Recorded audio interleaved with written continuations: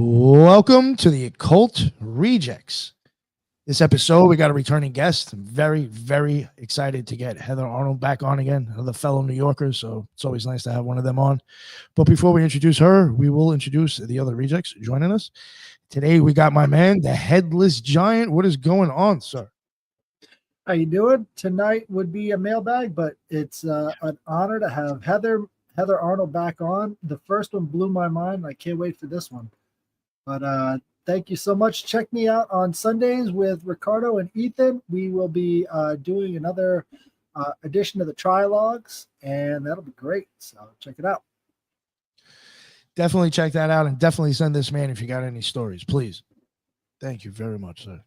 And we got Jin the Ninja. What is going on, Fred? What is going on, boss? Thank you so much for having me, Headless, Ricardo, and of course Heather. Thank you. This is not my usual topic, but I think Nick threw me in as a wild card, so appreciate that, Nick. If you want to check me out, you can follow my show on Twitter or X Twitter or IG at Threshold Saints, or my personal account at Wukong Reborn, WUKONG Reborn. My next episode will be with J. David Osborne. Yes, alt-lit Twitter bad boy. And so we had a really interesting discussion about magic. And then, of course, tomorrow is Grey Lodge Space. So myself and the branch and several others, we're missing a couple, down a few homies, but we're going to keep it going anyway. And so myself and the branch will be talking about corpse culture. So if you're into that, come on. Nice. And did your Toby episode drop? Toby did drop. Yes. Thank you, Nick.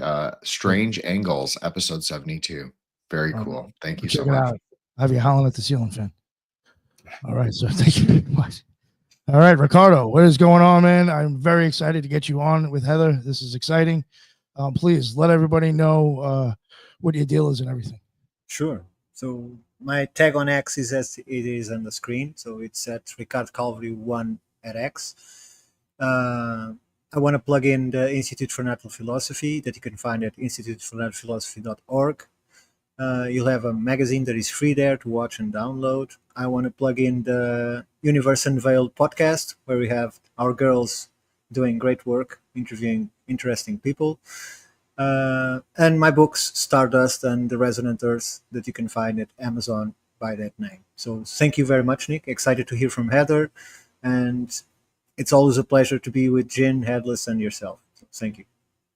Oh, thank you, sir. And definitely go check out his institute, and definitely go check out that podcast. Those two women are some pretty cool chicks, and they've had some really good guests on. So Go check it out. And Heather, finally, unfortunately, the connection issues. We can't see your amazing, beautiful face, but we'll get to hear your voice. So please let everybody know. Sorry about that. Yes, this is Heather Arnold. I'm Heather L. Arnold on X, and I want to thank you so much for inviting me back. I had such a good time last time, so I was looking forward to this evening. My apologies for the strange issues with connections. Not the first time this has happened. I don't know if it's the ghosts of the giants or what, but very strange things often happen with these podcasts. But I'm looking forward to speaking about the giants. Today is a good day for a giantologist because we are hopefully on the path to auditing the Smithsonian. So that's very exciting news for all of us who have been barraged and berated with quote unquote archaeologists, pseudo-archaeologists, pseudo-anthropologists asking us, where are the bones? Where are the bones? Where are the bones? And now maybe we can finally figure out where the bones are. If you go to my X account, you'll see I reposted a great article in Esquire magazine that is written about a congressperson who is pushing to find the giant bones in the Smithsonian. So this is really, to me, this is an exciting day. Never in my lifetime did I think this was going to happen. So I'm so excited. And sadly, I believe the Smithsonian has sold the bones, but let's hope not. And let's see if we can get to the bottom of this. Let's see. I don't know. This might be a harder nut to crack than the Epstein files. I don't know. I'm nervous, but I'm cautiously optimistic. Well, do the Epstein files exist this week? I'm not sure. I don't remember. Yes, I don't know. I think they're on someone's desk or something. Yeah, I don't know. but I hardly yeah, ever follow. go ahead. Go I ahead. hardly ever follow the news, but I saw that one because those headlines were everywhere. The media was up in arms. How dare you try and audit the Smithsonian? As soon as Trump mentioned anything about it, they went nuts. They're like, "Don't you dare! We've got everything under control. Don't Yeah, look over here." But are you the really reaction is expecting? very strange. But are you really expecting something to come out of it? I don't know. I mean, I hope so. I don't know. There are a lot of prominent Congress people who are pushing for it. Doesn't mean anything will come of it. But the problem with the Smithsonian, and I posted this also on my account, is that their tentacles run deep and wide. For example, the Archaeology Museum here, which is 100% covering up information, I know because I've been in their basement, and the head of the museum is my ex-boyfriend. They are the sister museum to the Smithsonian. So the Smithsonian financed the Archaeology Museum here on a little island off the coast of South America. Why would the Smithsonian be so wrapped up with an archaeology museum off the coast of South America? I mean, it just doesn't make any sense. But they are the sister museum and also received an extensive amount of financing for the building of the museum, as well as acquiring the collections and setting up the collections. So I think there's a connection between the two. And and so even if you dig deeply within the Smithsonian, there's so many hundreds, if not maybe even thousands, of museums worldwide that were built up from the Smithsonian and are playing the same games. So they really they're an insidious network, and at least people are talking about it, and it's not a quote unquote conspiracy theory. It's actually people putting things into action. And writing strongly worded letters, and seeing the people of the Smithsonian up in arms is wonderful. I also heard that there is talk of perhaps firing the entire board of the Smithsonian, because really that's what you have to do. The corruption runs so deeply there. You can't keep the same people at the Smithsonian and have an audit and expect everything to be different. It's not going to be different if we keep the same people, and we're certainly not going to get to the bottom of anything if we keep the same people in charge. Sure, but I see it as a vast network, like a vast network of roots from a gigantic tree that you can't plug one without bringing everything out. So, because, for instance, Nick is going to have a guest soon that is Vincent Barrows, and we've been dealing with this Mont Pigache thing and the findings and the testing. And when they realized that the results of the testing were giving dates that contradict the narrative, they contacted the Smithsonian, they contacted another archaeologist, they kept him waiting, they didn't show him these emails nor their replies, and they just said, oh, we can't test them, the results are negative, they are not sensitive to the test that you required, so we cannot give you the dates. But the dates we found show that they are post Columbus time. So nothing to see there. So it's 100 years old, and then we start reading the paper, and the tests cannot differentiate between the 1,000 and 100 years old. So they only put the 100 when they should put it could be 1,000 or 100 years old. So this is a scheme that goes very levels, and they talk with one another in order to don't contradict anyone. So I'm not sure if plugging a head out will do anything to the system, because it's like a vast network of roots. It's very difficult. It's screwed up. Yeah, I think the key is the funding.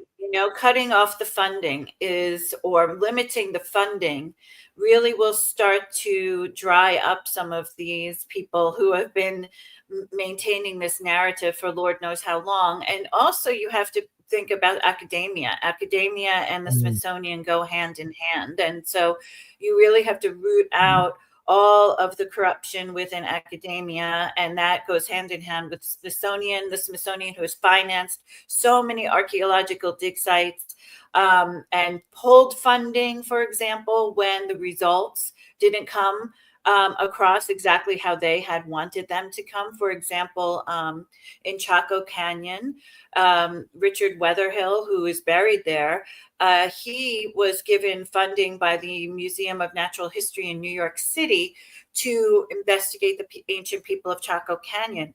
And what he discovered is that they were cannibals. And he had the evidence to show on the bones and in the houses, in the fire pits. And when he gave that information to the museum, they pulled all of his funding because they were trying, at that time, Arizona was and New Mexico were just territories, and they had to negotiate the government with the Native American populations there. And the government did not want the Native American populations to think that the Americans were categorizing them as cannibals. So they pulled the funding right away, and Richard Weatherhill ended up dying out in Chaco Canyon.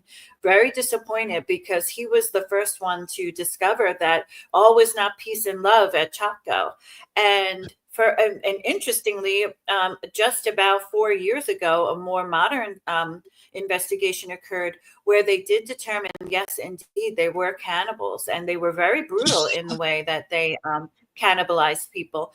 So the narrative pushing is really, that's the thing. If we can just put this aside and stop worrying about offending people, and especially people who have been dead, 1,000 years, 5,000 years. And this brings me to an interesting point. I was just in New York, and I was at a museum that is the Vanderbilt Museum and Planetarium. And it is from Vanderbilt. The famous Vanderbilt family, which today they probably would be multi-trillionaires, because they didn't pay taxes at that time. So there was this beautiful estate on the Gold Coast of Long Island that, upon his death, I believe it was William K. Vanderbilt II, he was an explorer and went all over the world and acquired all of these artifacts and different species of animals and fish, and all just traveled the world. And he was an explorer, essentially, and an amateur archaeologist, in a sense, an anthropologist. And he gave the museum over to the county, Suffolk County, New York. And so my daughter and I went there, and excuse me. So we went there, and they used to have these shrunken heads on display. So when we went to the museum, they're gone now. They've been taken out of the display. So I went to the head of the museum and I asked, "What's going on? Why on earth are the heads not here anymore?" And they said, "Oh, well, and they had been there since the early 1900s or late, maybe 1920s." And they said, "Oh, some people were offended by them." And I said, "Well, what about the Peruvians who shrunk these heads? Are you even concerned if they're offended? I mean, these were gifted. This is not something, this has been here for a long time. I mean, who cares if people are offended?" And so not only were those shrunken heads taken away, she told me they're in the archive. Also a series of bones from a cannibal feast in the Society Islands that were gifted to Vanderbilt. They were taken out of display. And the next victim may be an Egyptian mummy that is actually on display, that Vanderbilt, through the government of the United States, actually President Harrison, had the mummy shipped over and was in his private collection and is now on display. She's actually a princess. And she might be the next victim to go into the quote unquote basement of the museum. which is so depressing. And thankfully, I have been categorizing taking pictures as much as possible in all the museums that I go to as proof of what these exhibits were and what was really here. And the scary part is people are going to the museum right today and have no idea that these things were on display. That now we have a sanitized version of the museum that appeals to all ages. And excuse me, and in place of some of these artifacts, they have now put modern art displays, which is bizarre. And that's a global occurrence that's happening. Do you ever wonder if this? Sorry, go ahead, Ricardo. Go, Nick. Sorry, go. No, just sometimes I have wondered if the whole pandering stuff is just a reason to remove things to begin with. Like that was the whole reason it was ever brought up. Like, this is our excuse to start changing things. You know, I've wondered about that. Go ahead, Ricardo. I think this is somewhat, and extremely in this case, related to the infamous NACRA. And what they're doing is they are eradicating from the new generations all of this part of history. So especially indigenous peoples, they are trying to remove everything from scene. They're taking books from libraries, they're taking books from schools, universities. The images are disappearing from the internet. You can see the description, but you can no longer see the images because someone might get offended. The problem is there is no one getting offended. This is all an excuse to remove these people, to reopen the chasm between what are Americans today and the indigenous people. So all the work that was brought to make them be able to mingle with one another in 2-3 generations, a child will not know when he reaches adulthood. It will not know what an indigenous people is because he never seen it. There's no presence in the museums. There's no books about them. There's no history mentioned in the school. There's nothing. So my question is, and I might be dramatizing is, but how long will it take for America to build a Gaza wall and put them all on the other side, right? Because they are completely eradicating them from memory of the American people. They're creating this chasm between the two cultures. That's the plan. It's not being people offended. No one's getting offended. Well, I'm sorry, happy you Heather. brought up NAGPRA too, because NAGPRA is now people are starting to question NAGPRA, and I'm happy because this whole Smithsonian thing, even if nothing comes of it, which I'm hopeful something will, that it has now spun off all this other attention onto other ways that our history is being suppressed. And NAGPRA is a perfect example. And nothing exemplifies the problem with NAGPRA better, in my opinion, than the Windover site. The Windover site in Florida, which is probably tens of thousands of years old, where people essentially they were buried underwater in a bog type situation. As a matter of fact, very similar to the burials that are here in Aruba, the ancient burials. And because of the way they were buried, they were preserved and their DNA was extracted. But in the meantime, the site was given over to the Native American populations because anything older than a certain age that comes out of the ground must be made Native American. And this is all because of Bill Clinton and the law that he created, I believe, in 1991. So it's a new-ish law. And so anyway, the DNA evidence showed that the people were not Native American at all, had no Native American blood at all, no DNA, but were actually closer to Asian, an Asian DNA genome rather than, or even closer to like a Caucasus Mountains, that type of genome, but nothing related to Native Americans, and so now this site is closed. No one can do any more research. Everything's done with the site. There's just a tiny museum that just has a couple of plaques that speak about what is at the site. No one knows where anything has gone, the artifacts, the burials, or anything. My whole concern is, okay, aside from giving everything to the Native Americans, I mean, I have tried to do a business deal with Native American populations in the States.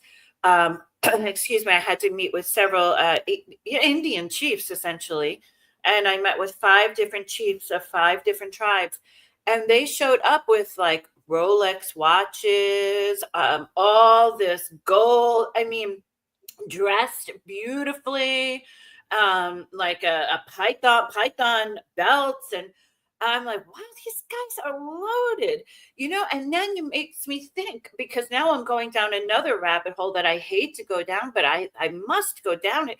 What is happening to these artifacts? Are they selling them? Are these museums selling them?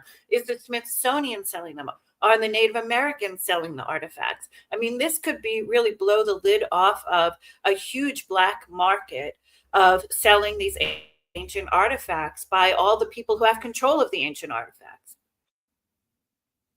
That's an interesting idea. I never thought of them actually selling it. I just feel Yeah, like well- they're just hiding it, but I mean, there's damn. All right, go ahead, Ricardo. There was something you said, and I already lost my thought. Damn. No. I was just going to say that among the many tribes that exist in the United States, some of them have casinos, and those that have casinos, they are completely loaded, right? So I heard of people, just because they live in an area where that tribe has a casino, the guy gets $40,000 a month, right? So that's the amount of money that circulates. So I think that them selling artifacts, of course, there might be one or two that knows these collectors and deviates this and that. There's always corrupt people everywhere, but I think that the problem in regards to the artifacts and the natives is most of them, they don't belong to them, and they know they don't belong to them. And those that belong, they were forced to be removed from the land, and so they moved on, and so they don't consider it theirs anymore. They have not another belief. They have another other totems to follow, so they don't have a purpose for them. So the state is forcing them to accept this, and they don't want it because they don't have a place to put it or what to do with them, because they don't recognize them as their own. So again, showing that all of this is an agenda that has nothing to do with the indigenous peoples apart from eradicating their existence. Well, I'll just say in response to that, Ricardo, actually, very near where you are right now, there are 2 AAA class facilities for holding archival materials on reservations. So a lot of how this works is funding through the federal government. And obviously, if you're earmarked massive infrastructure money to build museums, to build like high-end, environmentally, not environmentally sustainable. I'm talking about for the artwork. It has to be environmentally controlled, and the people have to be trained up to a certain level. Their archival skills have to be right. They have to Obviously. be Yeah. right. So they've actually done this thing where they've trained people, built these museums, but they actually house very little. And so I think this is a good question, like what Heather is bringing up. Like I agree with you, Ricardo. They probably is not being sold.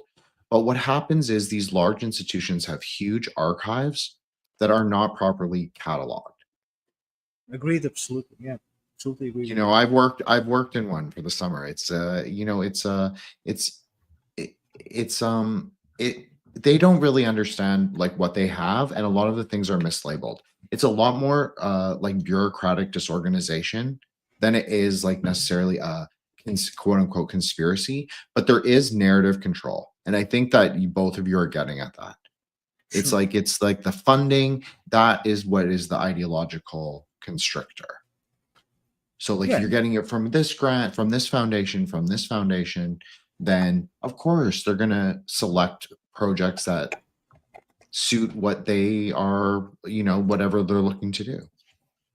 Well, I can tell you that there is a proposition in motion that we expect it gets to the right hands.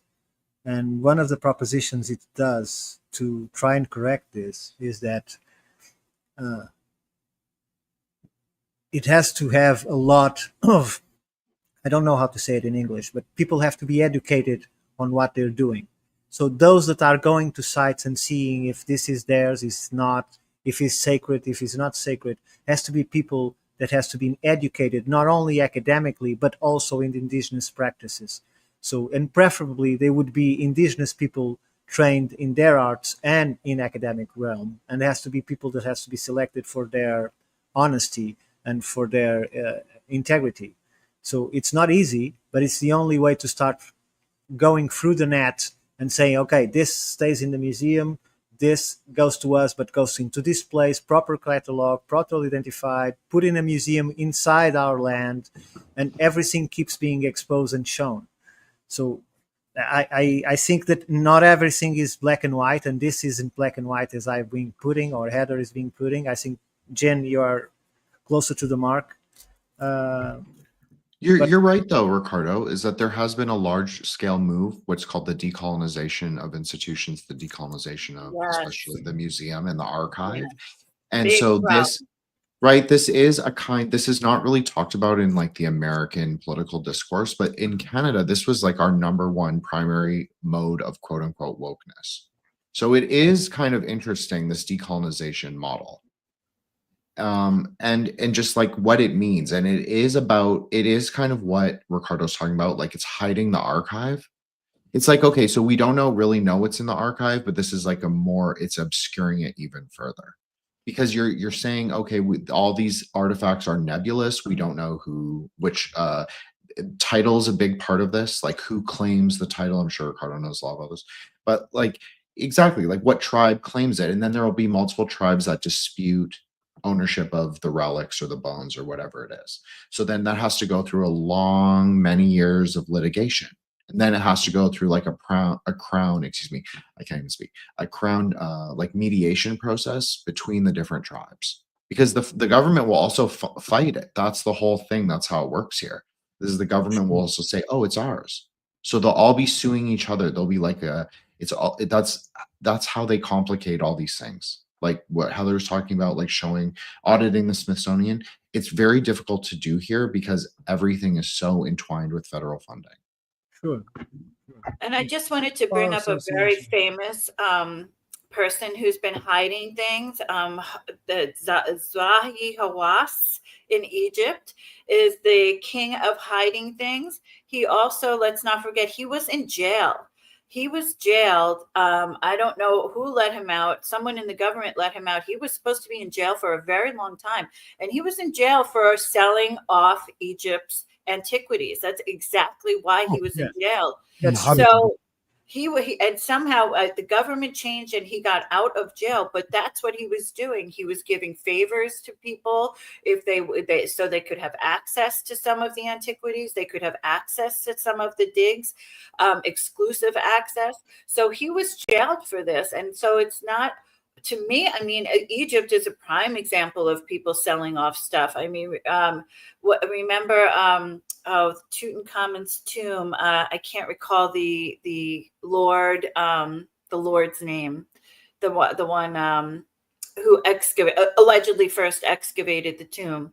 It's escaping me, but anyway, they found in his one of his homes that he had in the UK a hidden wall. And within this entire wall were all these artifacts from King Tut's tomb. So, and this was recently that this was discovered. So I think this has been going on a long time. I mean, think about mummy dust. I mean, remember back in the 1920s when people were going over to Egypt and selling the mummies to make mummy dust so they could put it on their skin to look younger. And so I just have maybe I'm just more cynical, but I just have a bad feeling getting back to the Smithsonian in particular, that a lot of these artifacts, especially the giant bones, are already gone. You know, Jim Vieira, who is also a studier of the giants, he went through all of the newspaper articles that he could possibly find, going back as far as he could, and seeing that saying that we were on a farm and they dug up these giant bones, and they're all over in almost every state in the United States of America. And the end result of every article is, and someone so-and-so from the Smithsonian came and they took the bones. Well, Jim made a catalog, a list of all these bones, and he actually called the Smithsonian and found out their catalog numbers of these bones that were actually entered into the archives, and asked them, "Oh, do you have this number and this number?" And they said no, they had no record of any of those bones at all. So yes, of course they could be misplaced. I know exactly. The basement here in the Archaeology Museum in Aruba is just it's a disaster. I mean, they don't even know what they have. My ex-boyfriend, I remember he called me one day, said, "Oh, I just found this skull I've been looking for like 2 years, and this is a small museum." So I know that things can definitely be misplaced, and that's just sloppy management. And the whole job of the archaeologist is to catalog things and categorize things, and archive them properly. And sadly, they haven't done so.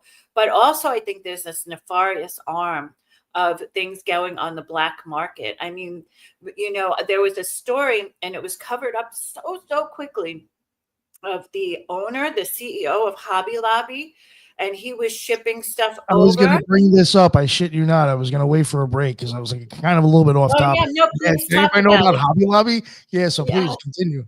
Oh, so yeah, no, they opened up something that was supposed to be like paints or something innocuous for a hobby store, and instead it was these ancient religious artifacts. I'm not quite sure what it was. I never could find specifically what it was, but it was crate after crate. It wasn't just one thing. It was labeled as something, but like innocuous, but it was actually all these religious artifacts. Like, where did he get those from?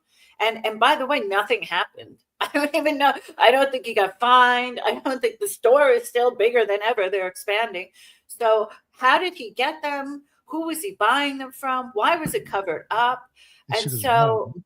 that's Here I just, have it right now. Sorry, guys. And didn't think He did forfeit them, so the I think government that's owns some were them. fake too.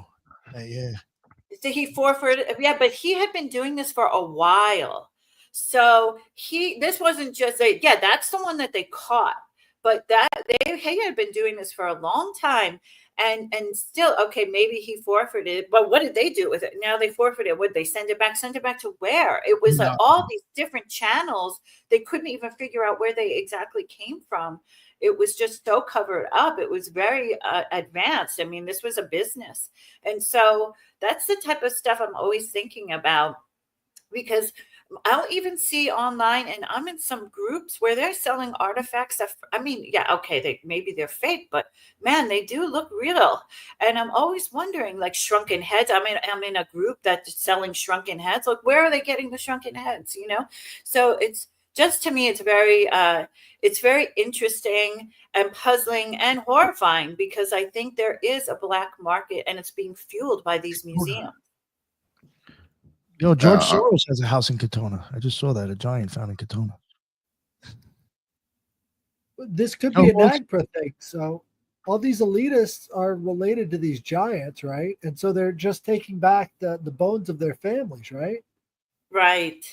Yes, exactly. Oh shit. It is interesting that the Hobby Lobby guy was smuggling Gnostic texts, since we often talk about on the show, like how much Book of Enoch, like Enoch 3, is like so pervasive among quote unquote conspiracy culture You know what, and all of that. They're closed Right. on Sundays because they act like that they're selling Christian. No, those guys are going to a Gnostic mass Yeah. 100%. and go to church.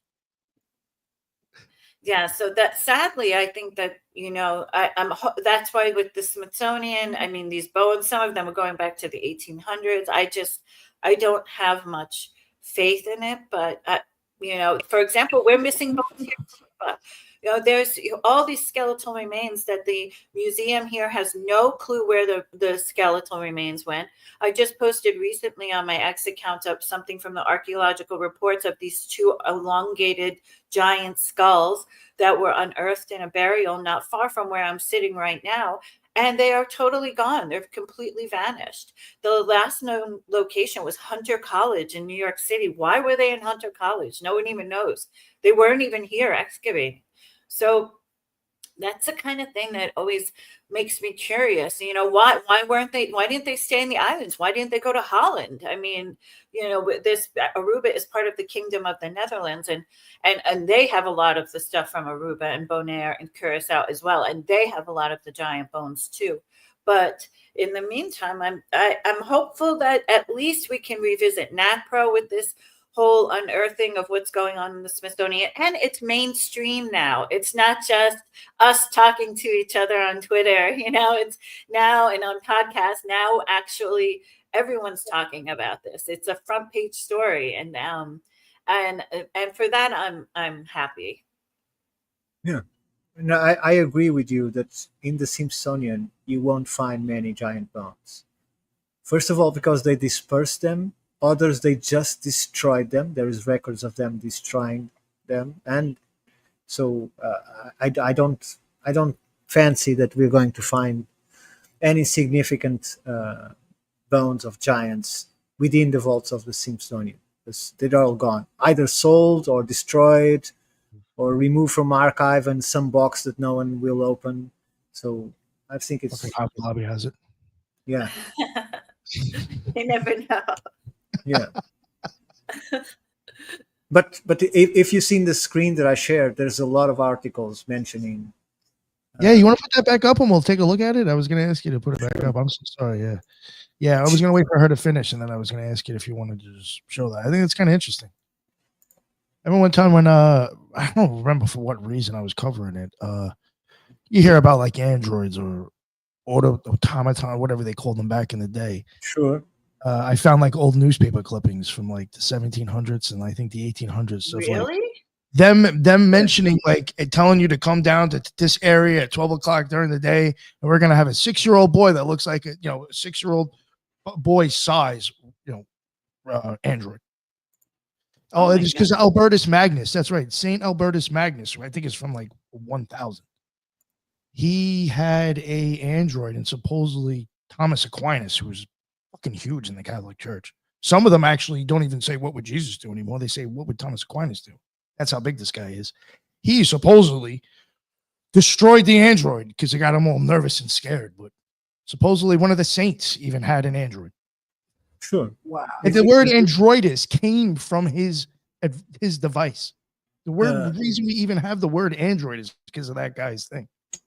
If you go and look my paper automata, you'll find that there was already automata around the year 1000 BC.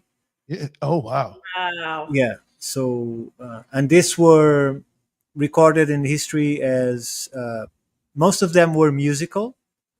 And there is rumors of flying birds, replicas of insects, and they started to increase the size of things. And then, for instance, what Nick was talking about, the boys, if you go and look around the 1600s, they were doing extremely complicated automata that could write. So there is this still in the museum, this automata that can write an entire story like a child. You look at it and it's exactly like a child writing. It's quite impressive to watch.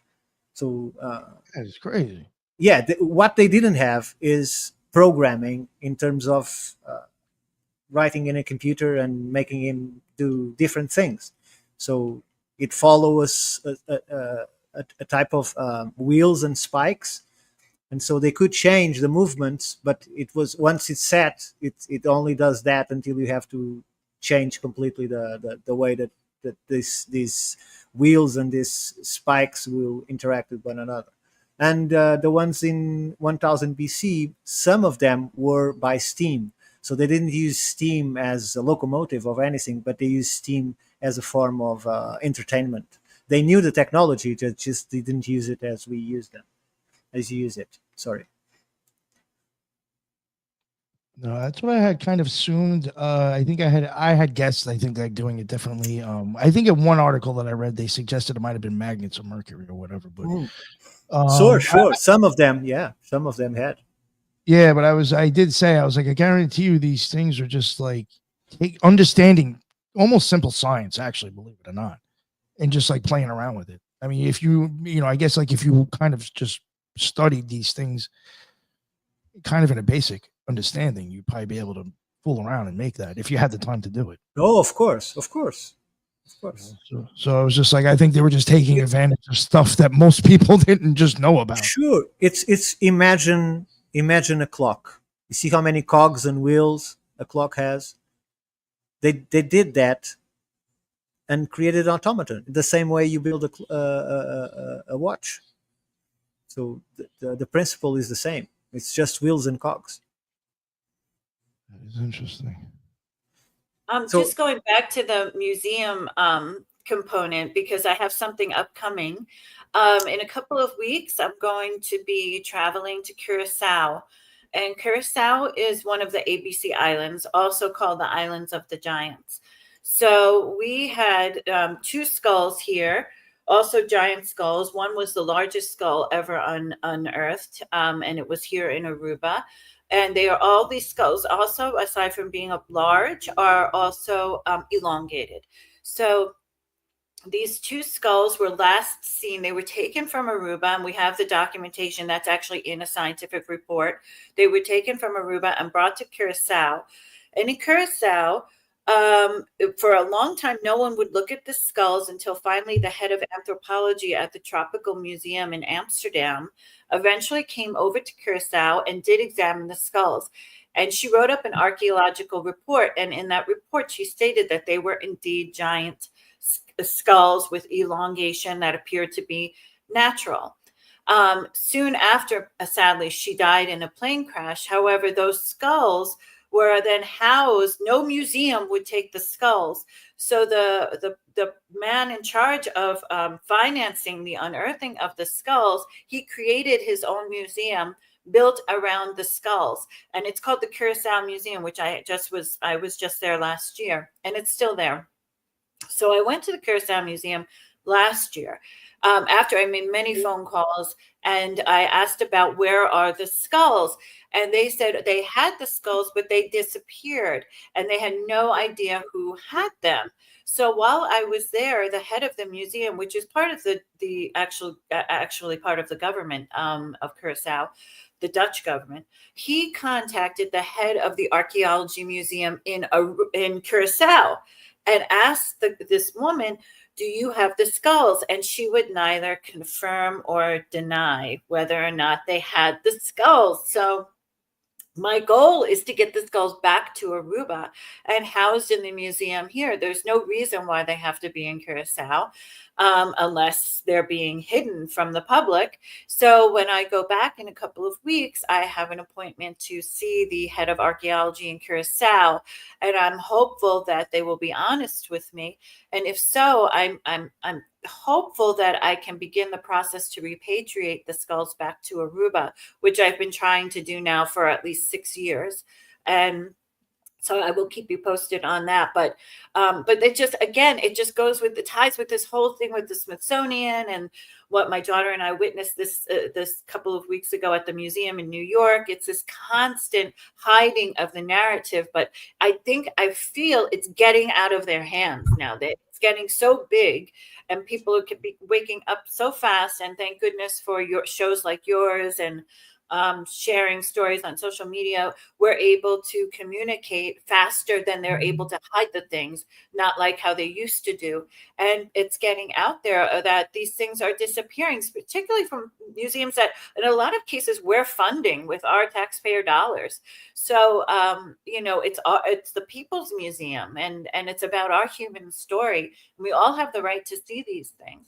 I mean, there are 3-fingered statues right now in the basement of the archaeology museum here in Aruba that they told me will never see the light of day because it doesn't fit any of the narrative. That's literally what they said. One of them actually, they was just shipped over to a museum in Leiden in the Netherlands, which if it had no value, I don't know why they shipped it over there. So, but it's just like, this whole covering up the stories is really what I think is so difficult, because when you tell people that there were giants, oh, well, where are the bones? And this snide remark as if, that's the simplest part of the story. So, I'm hopeful that I will make headway, because it's been 6 years of me trying to get these skulls. First of all, to find them. The last known location, as I said, was the Curacao Museum. The last written documentation of someone seeing them was in the 1980s. I believe it was 1886, mentioned in the Reading Eagle out of Reading, Pennsylvania. And in the article, the journalist mentions that she saw the two skulls in the basement and the lower level, not the basement, the lower level of the museum, and documents them. And I have a copy of that article. So so they were there, and now they're not there, and no one wants to tell me where they are, which is very strange. I mean, why would you not want to do that? It just doesn't even make sense. And why are they holding on to something that's not theirs? That's the other part of the story. Well, Heather, the whole tridactyl phenomenon going on right now in Peru could be related to why they're trying to cover up these three-fingered statues. Yes. Like there could be a crossover between the tridactyls there and what's going on in Aruba, which could also be related to the giants in some way. All I know is that these pieces can't come together until we get some transparency. Yes. It's funny because whoever runs that account, the Tridactyls, I'm not sure who, but I posted a statue that was here in the museum. Last I checked, it was still here. And they actually reposted my post because it has three fingers and they look like aliens. I don't know if anyone's seen them. They're very strange looking creatures with elongated skulls, big like eyes, but like coffee bean eyes, which are another strange thing that all these artifacts seem to have. And then the three fingers, very strange. But I agree. I think that's part of it too. They don't, but how can they explain it? You know, what is it? Where would they get the inspiration from this? I mean, from being on a mushroom trip? I mean, I don't think so. The tridactyl mummies that are found in Peru have the exact same features.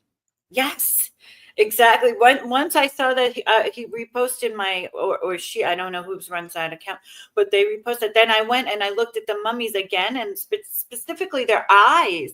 And I never realized, wow, that maybe that's what they were representing with these coffee bean eyes. They were representing these big eyes that were because the eyes don't look human. No human has eyes that look like that, and no human has three fingers. And their heads are elongated. They're very strange. And the one statue I recently posted also has their hands around their belly button, their navel, just like the Moai and all these other. Göbekli Tepe, many other. Yes, sites. Exactly. That same positioning. Bali. Yeah. Yes, and that's exactly in Bali. As a matter of fact, they look almost exactly like the ones in Indonesia, which is even stranger. And so, as a matter of fact, one of the artifacts of these creatures was stolen from the museum, and I had an official from the museum send me a message on social media and ask me to not mention the statues anymore because they were afraid they were going to be stolen from the basement. By the way, they've never been on display. So, and asked me to take down my post, which of course I didn't. So, they really, really, really want to hide these things. Sure, Absolutely. and you have the case of the stone that was stolen from Göbekli Tepe. Still, it's so well guarded. They are so protective of it, and still one of the stones that weighs at about 80 pounds, I believe. They managed to take it away and take it home. So nothing is safe, basically. It's just a matter of opportunity for these people to take this kind of stuff. I think that there are some millionaires that love to have this on their rooms.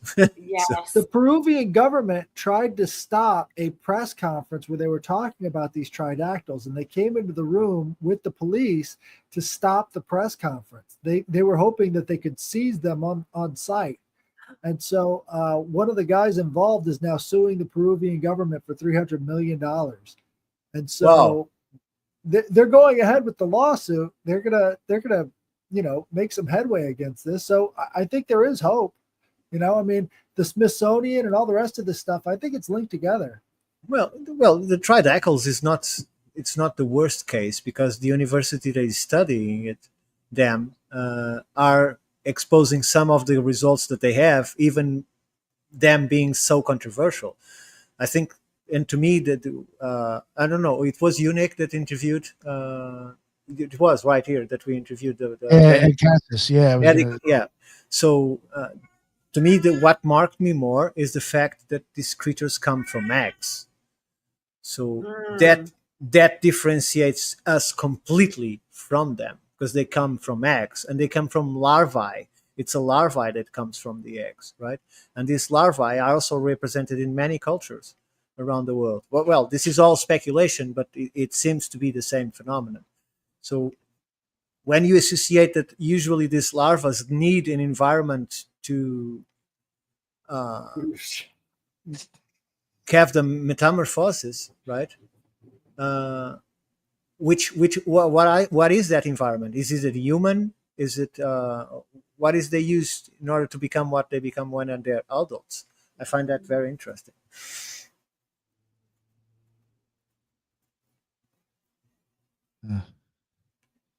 Heather? Still there, Heather? Yes. Oh, okay. Yes, no, I'm here.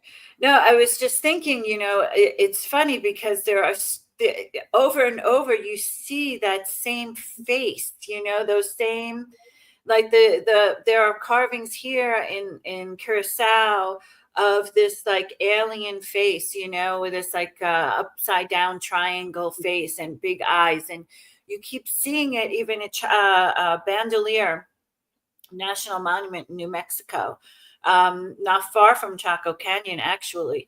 On one wall of the entire wall of the canyon are all the same heads, those like upside down triangle heads with the big eyes carved over and over and over and over.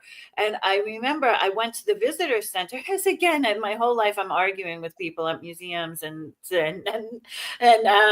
national monuments, etc. I went to the ranger and I said, why don't you tell people about all those drawings? I can't believe how many times I've been to Bandelier and I've never seen these heads carved into the wall. And they said, I don't know. They said, and actually a younger person there, seemed to be newer park ranger, said, what heads? They didn't even know what I was talking about. So, and then another time, just with the grand cover up, I went to Chaco Canyon specifically to see the 6-fingered handprints and 6-toed prints that are on the walls of Pueblo Bonita in Chaco Canyon. And these have been documented. There are photos of them.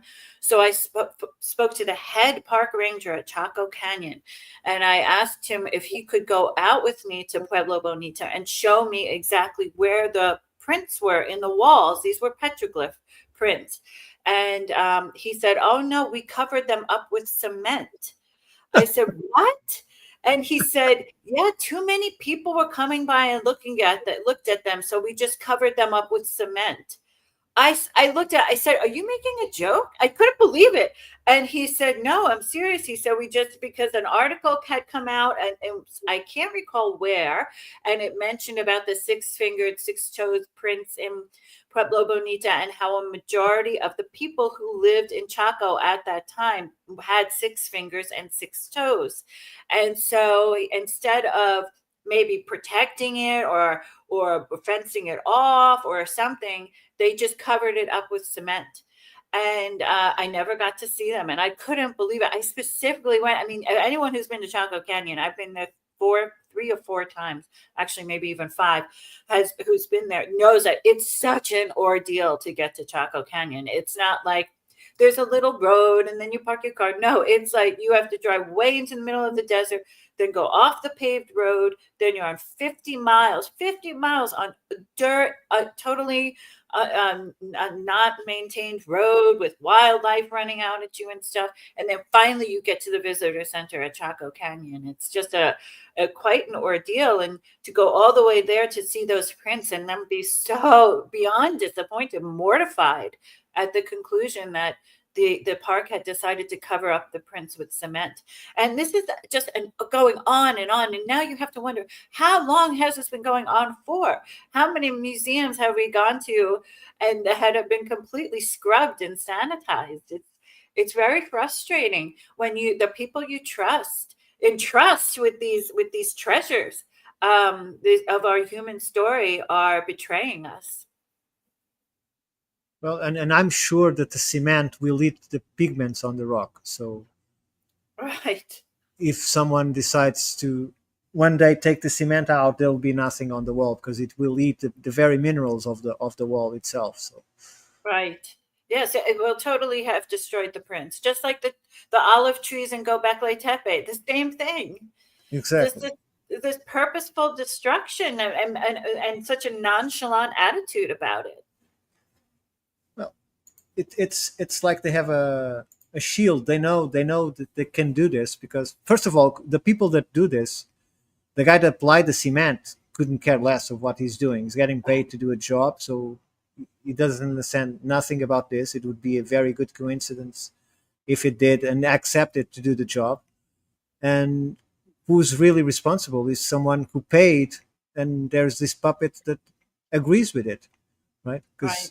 whoever is working there knows the value of those images, no matter what they're trying to say. So that's the person that I would call somewhat responsible. But what are they going to do? Quit their jobs and then they don't have a means to sustain their families?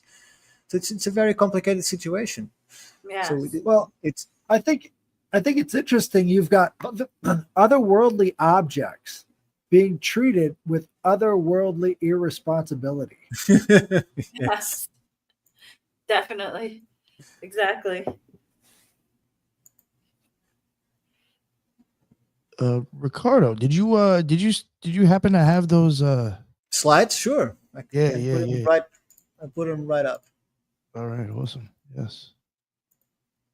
Can you see them? No, not yet.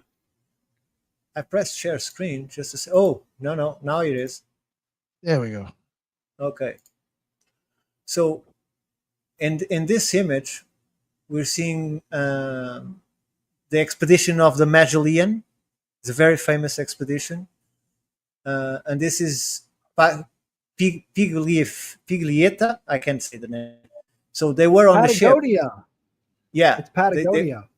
they were on the ship and saw this naked giant on the shore, and so they sent the guy to the shore, and then appeared the wife of the giant guy, and they did a drawing of what they saw, and this is the scale. We have a And- similar picture like this in Aruba of when Vespucci met the giants, actually. Sure. And this I can let me see. I have this.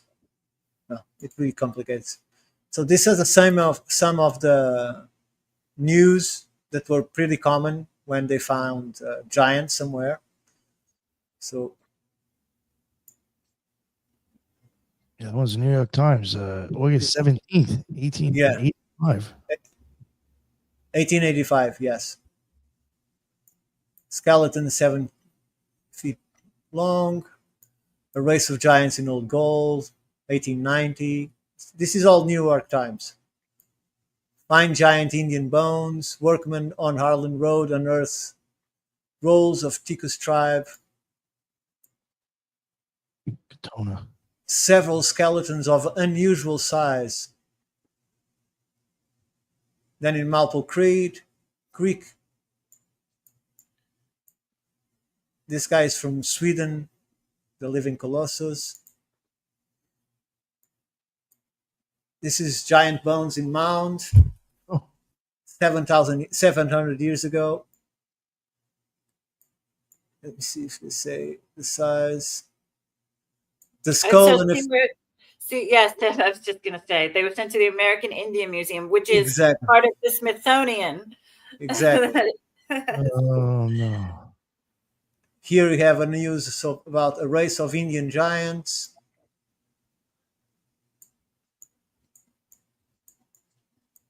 Giant skeletons found. Cave in Mexico gives up the bones of an ancient race. Jeez. 200 skeletons. All of these disappeared. 8 feet and 11 inches. So the femur alone reached the normal person's thigh. Just the femur. The molars are big enough to crack a coconut. Yeah, that was, Abraham Lincoln mentioned giants in one of his speeches. Sure. We're all just dumbfounded today that they, don't exist or whatever. it's maddening. Like, how did they know more about the world around them back then than we do today?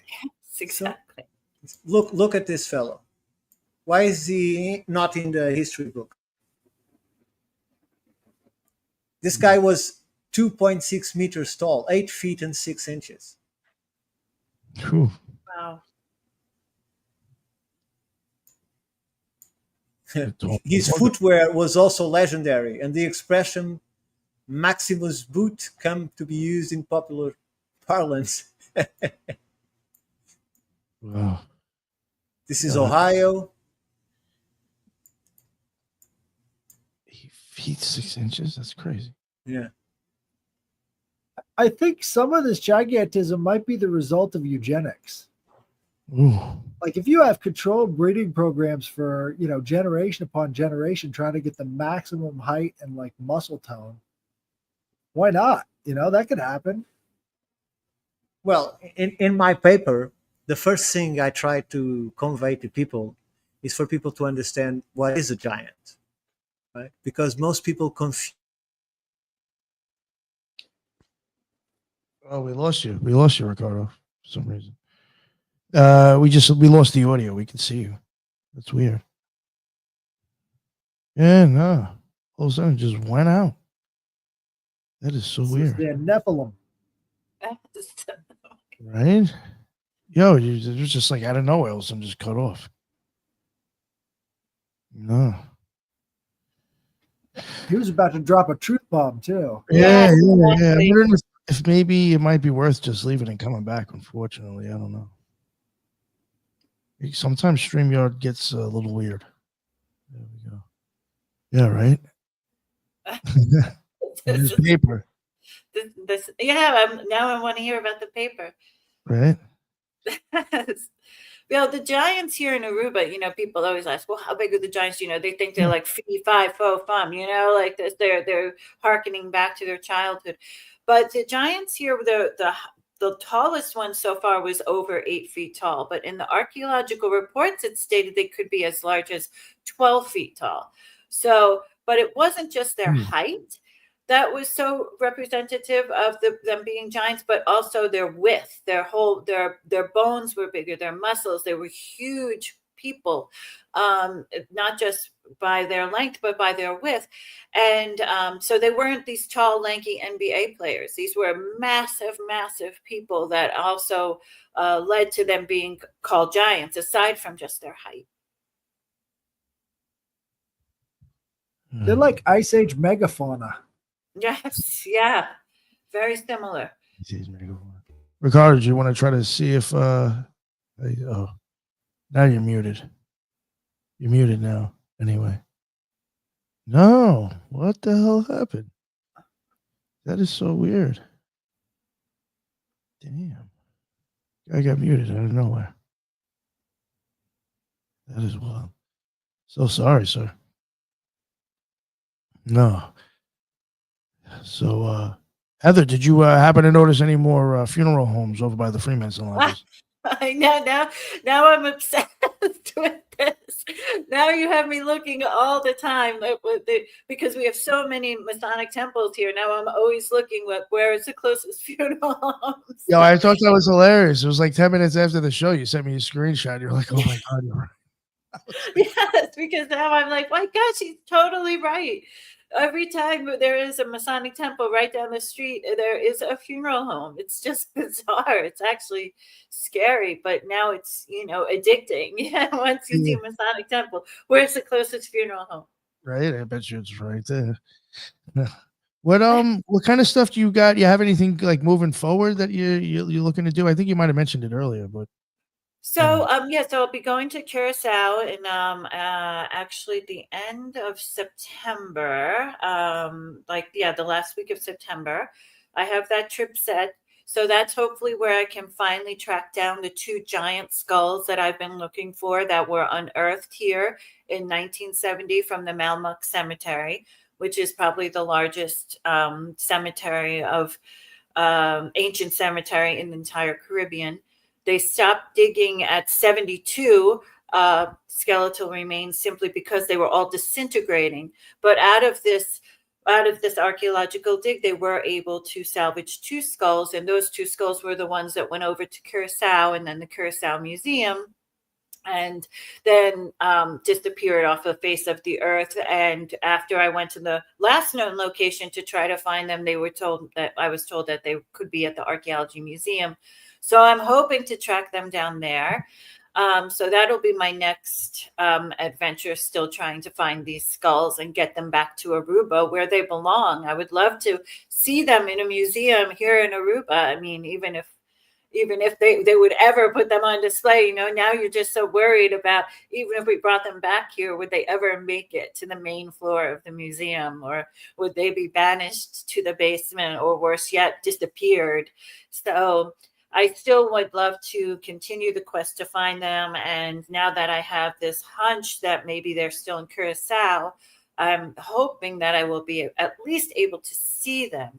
But I don't know. So, but it's worth it. I'll be spending a couple of days over there trying to find enough contacts that maybe can tell me about the skulls. I did meet someone who actually did see the skulls when they were at the Curacao Museum, and they mentioned to me how huge they were.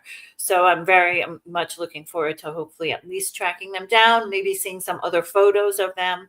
The only known reports we have of them are in the archaeological record with some photos. And actually, I think I have some of them posted on my Instagram. I don't know if I follow you on Instagram. I'll have to check that out.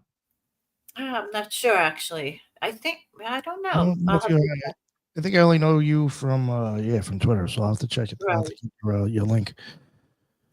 Yeah, I try to post different things on all my social media just to keep it interesting. But like today with the Smithsonian, I had to post about that on all my social media because I think it's so exciting. And even if it might not, nothing might come of it, I'm hopeful that at least we're having these discussions in the mainstream, which is really important. And of course, maybe we can revisit NAGPRA and decide that it's not good for our human story. So even if we could just start little and move forward, I don't know, Representative Luna follows me on X. So I'm hoping that, when I send her messages, I hope that it influences some of her investigations in DC.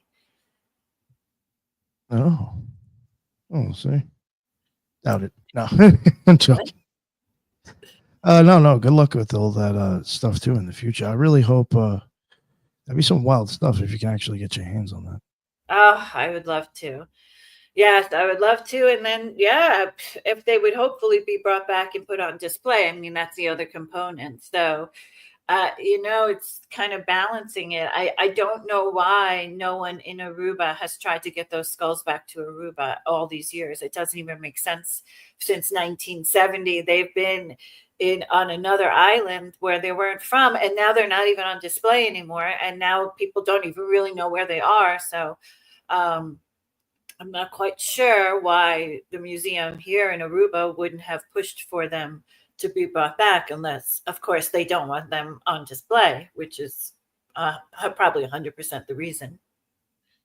I would think that, and then the average person probably doesn't even know they exist to even ask about. So yeah, Right, which is exactly. unfortunate. Yeah. Yes. Yeah, well, I mean, the people even here in Aruba, they didn't even know that Aruba was called the Islands of the Giants. They didn't know the whole history of what Amerigo's interaction with the Giants, or any of the details. I mean, Amerigo Vespucci gives a very highly detailed account of when he interacted with the Giants in 1499. So this and he, I mean, very detailed in what they were wearing, what they looked like, how they interacted, what their weapons were, how big they were, how aggressive they became, how he thought he was going to die that day when he interacted with them. So these are really important, I think, historical facts. I mean, I can't envision Amerigo Vespucci adding to that story, because he, just like Vanderbilt, considered himself a historian and kind of an amateur archaeologist in a way, an anthropologist, and wanted to gather all this information to share to people with people, wanted people to know about these things from all over the world that in general people couldn't have access to. So, his account for me, and in the archaeological report that analyzes the Bonaire skeleton, which is actually a giant skeleton that hopefully to this day is still on display. Last year I went to the museum in Bonaire and it was still on display. And that archaeological report written about the Bonaire skeleton is actually called the Bonaire skeleton. That report was written in 1980. The conclusion of the investigators was that Vespucci's account of the giants seems to be real and that there were giants on the island. That's an actual quote from the investigators in the archaeological report. So I also have the confirmation from the head of the Archaeology Museum in Bonaire, who told me that, yes, indeed, it was a giant skeleton. Yes. Oh, I see you posted about Solomon Islands. Oh, yes. The Solomon Islands are, to me, that's one of the craziest places. I would love to go to the Solomon Islands. And because to this day, the local people speak of the giants on one particular island of the Solomon Islands that they don't go to. None of them go to. And there were reports, I believe maybe I spoke last time about this, about how the giants had kidnapped one of the village girls, young girls, and the giants brought them into their tribe type atmosphere on their island. And she became like half giant, even though she wasn't a giant, she began to act like them. And then she mated with a giant and had a hybrid child. And allegedly, it was just recently that the child died. And the people of the Solomon Islands, when they speak of the giants, they speak of the giants as if they are real, not like they're a myth, not like they're some sort of a fantasy or some strange story, but that they are actually real, and they're frightened of them.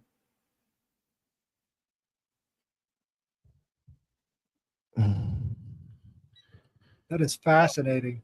So what do you think it is about islands and giants, right? It's always the islands, right? You think about ancient Greece, they talk about when in the Odyssey, Odysseus comes across the island of these one-eyed giants, right? And so you've got that theme over and over again of giants and islands. It's very strange. The only thing I could ever think of about that is that something happened. Either they were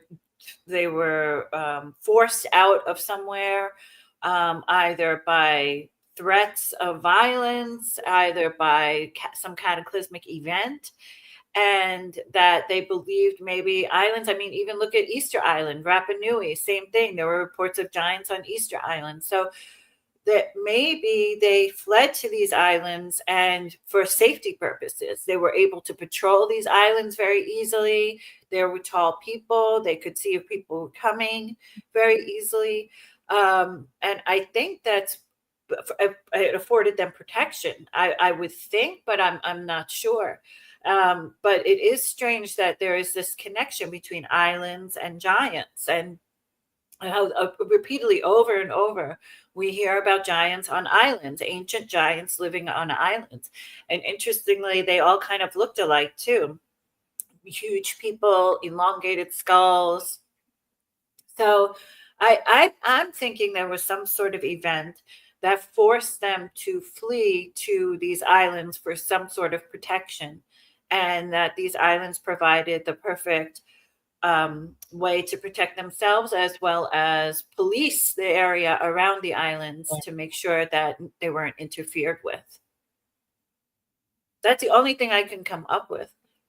I think it could have to do with the energies, because these people seem connected to something otherworldly, right? And these islands generally where they congregate have massive, energetic spikes. This is also where we get the concept of Cyclopean architecture, right? That's named directly after the Cyclopses. So yes, true. And we just actually on Monday we had an earthquake here. We have a lot of earthquakes here in Aruba. We are on a major fault line, and through fault lines, usually energy comes out. So for example, the balance stone in North Salem, New York, which I just recently saw a couple of weeks ago, again, that is on a major fault line. And there could be this electricity that's formed from this massive stone on top of these little smaller stones and the fault line. And there's a water, like a creek nearby, a small creek.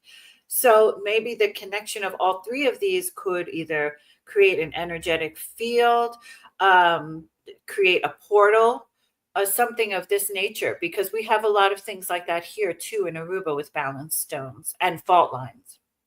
That's the same formula for a mound site too. All of Yes. those factors. Yes. And we have here in Aruba tons of mounds, most of which have been destroyed. This is so funny. So the archaeologists here are supposed to protect the land. So before they build all these massive hotels here, they have the archaeologists come, and so there are burials that he just greenlit every building of every hotel over all these ancient burial sites of shell middens. So these people in Aruba, they had shell middens that were definitely for refuse. And if you see the shell middens that are still in existence on the island, you can tell right away they're for refuse. So you can find ash in there, old pottery, old conch shells that had been opened, etc., from extinct species, actually, oyster shells that have been opened. But then you'll see the burial mounds, the burial shell mounds, which are entirely different, completely different construction, a lot more with grave gifts such as bones, animal bones, very rare shells for that time, etc. But they are all mounds, and they're all in these very considered highly energetic places, by limestone, for example, which has crystalline properties. So I think that there is a connection between where these locations are, especially megalithic sites, and where the energy is. I agree with you. Especially with the mounds. It's the same concept over and over again. Ricardo's back. Can you hear me now? Yes. It was an odyssey to come back here. No, I have to answer a Microsoft questionnaire in order to enter back in the computer. Then I was kicked out of Google. Then I was kicked out of X because the link is on X. So I'm sorry. No, I apologize for this. So and now my screen is extremely dark and I don't understand what's going on. So I know I have something to increase it. You know, one thing I did want to just add to what you were saying, Heather, and I mean even Headless. Between what I mean, I know Ricardo showed a newspaper before, and even Gregory Little on the show have both mentioned mounds with giants' bones being found in them too. So yes, something interesting with that. Yeah, and Gregory is, a lot of the artifacts that he finds in and that were in museums. He also made a post recently about how a lot of these artifacts are disappearing from the museums and are being replaced with art. This is the new thing. These archaeology museums are becoming art museums out of nowhere, and he showed a lot of the of the artifacts are actually not even the artifacts themselves; they're duplicates. So they're replicas. And this is another trend that's happening, that they're having replicas and sell the actual artifact on display, which I have no idea what the reasoning is behind that. But he has been sorely disappointed when he's been circling back to some of these museums at the disappearance of these artifacts and them being replaced with art. And he does not blame, but he credits a lot of these disappearances to NAGPRA and how the Native American populations are asking for these things back, and they're giving them back. And sometimes they're even being reburied, which is just ridiculous. I had a depressing thought. What would you do before a cataclysm? Hide under You get all the old stuff and put it into the bunkers, right? Yes. Get all the good stuff and put it in the bunkers. Right. Always. Yeah, that's always the case before any sort of war or anything. These things are hidden and safely kept. Yeah, for sure. No, it's a possibility. Carter, you know of other situations with mounds and giants? Well, I Okay. think Heather summarized it pretty well. What's going on is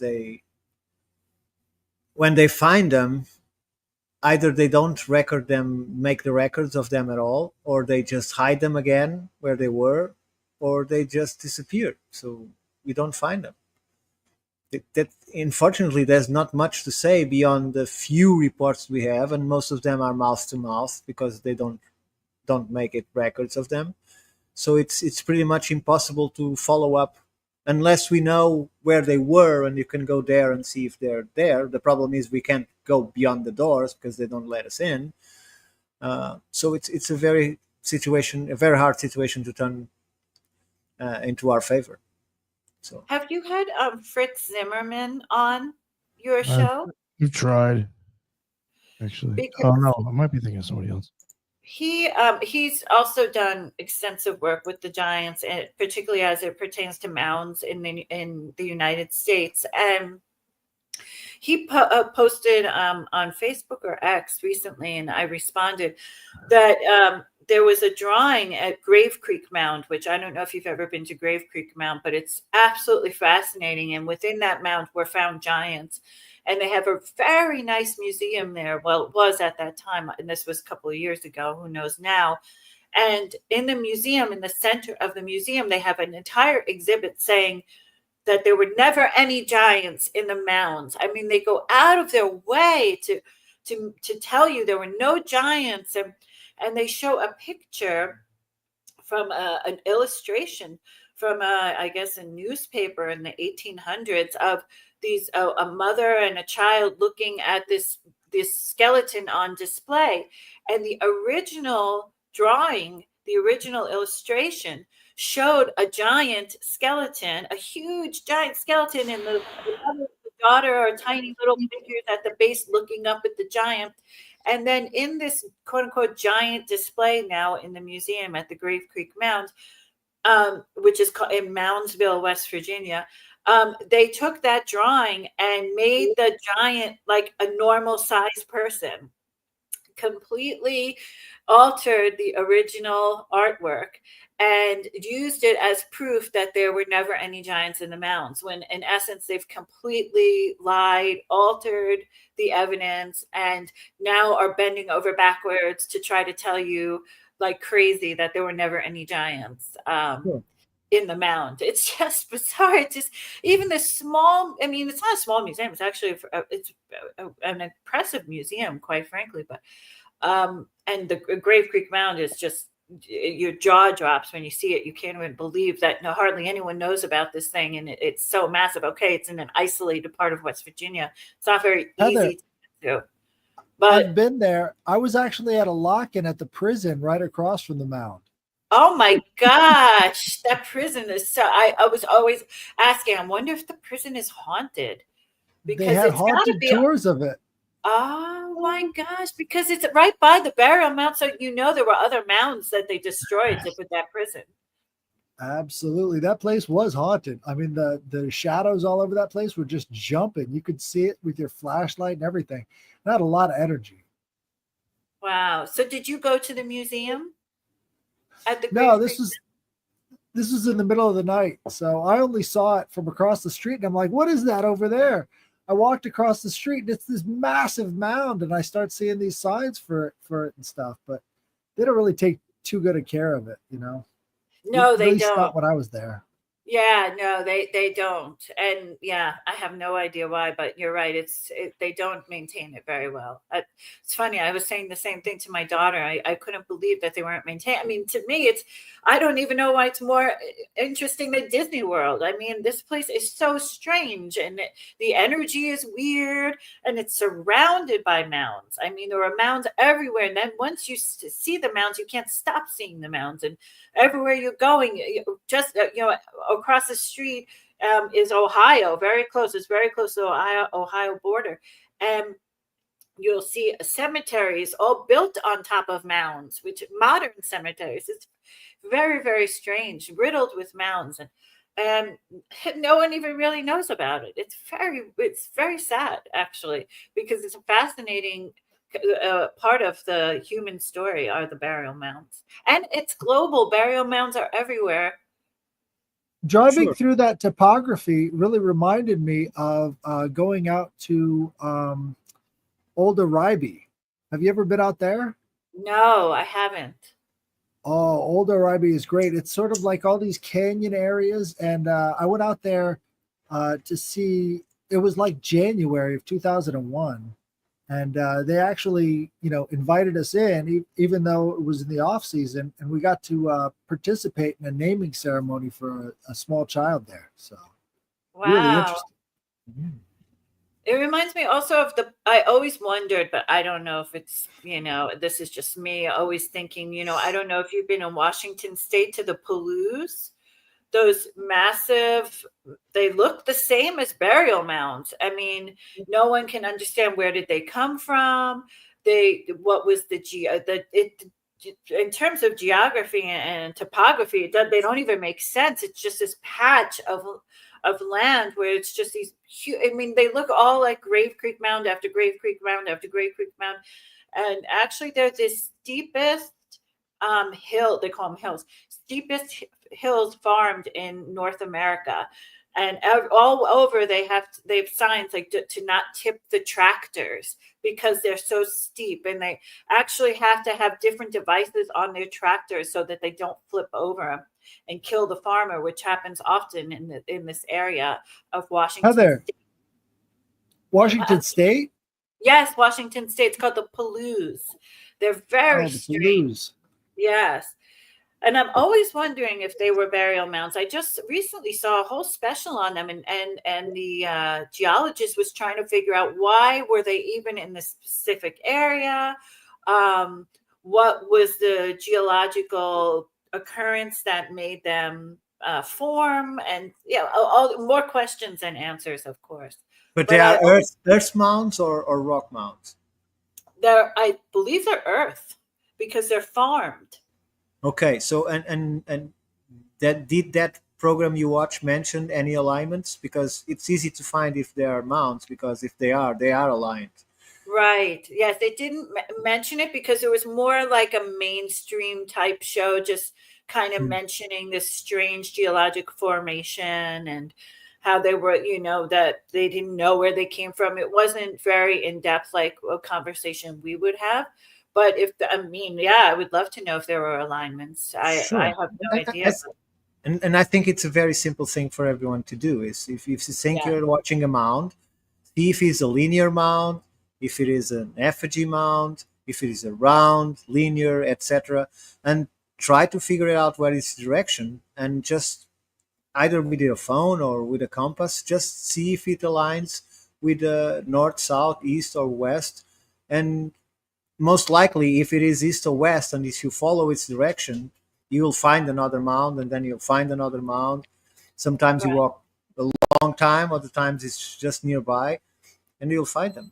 So, from And my also knowledge, you can use the Sunseeker app, and the Sunseeker app is great because you can put in any date and it will tell you if for example, the summer solstice in 500 BC, for example, and you can aim it towards the direction where you think the alignment is, and it will tell you if there's an alignment or not. sure, and It will that show will you tell where you the the sun date. is. Yeah, Yeah, so it's very helpful. I've found so many alignments here in Aruba through that app.